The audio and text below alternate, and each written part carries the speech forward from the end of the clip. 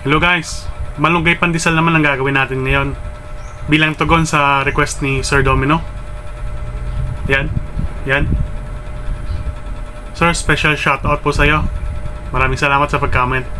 So una, maglalagay tayo ng 2.5 cup ng tubig, tsaka 3 spoon ng yeast, 1 spoon ng asin, at 12 spoons ng sugar. Mas mainam gamitin ng muscovado dito for best results. Tsaka 3/4 na oil. Haluin mabuti. Siyempre, ang pamalakas ingredient natin, birch tree. Pampalinamnam. Ilagay lang.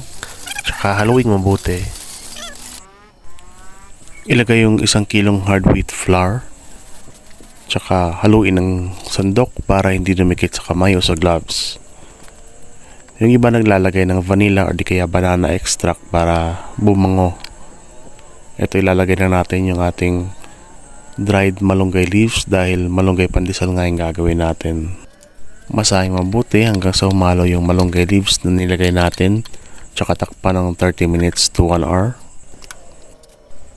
Dun pa ganito ng itsura, pwede na to. I-punch natin tsaka masahin. For the last time, masahin natin mabuti. Tsaka hati-hatiin na. Ang tawag ng mga panadero dito is pagbabaston. Ganyan.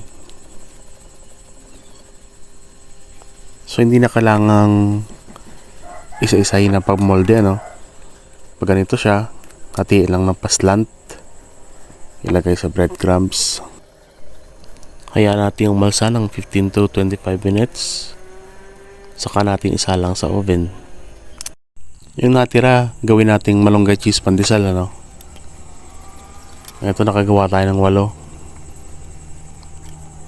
Ganun pa rin ang process, ilagay sa breadcrumbs tapos hayaang umalsa ng 15 to 25 minutes.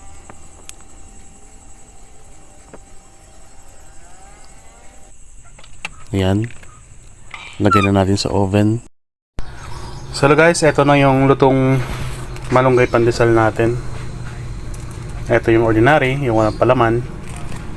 Yan. Mga 33 yung nagawa ko dito sa walang palaman. So dito naman sa may palaman, 8 lang kasi example lang naman eh. Gumawa ko ng malunggay cheese pandesal. Alam nyo ba, pandasal ang tawag dati dito.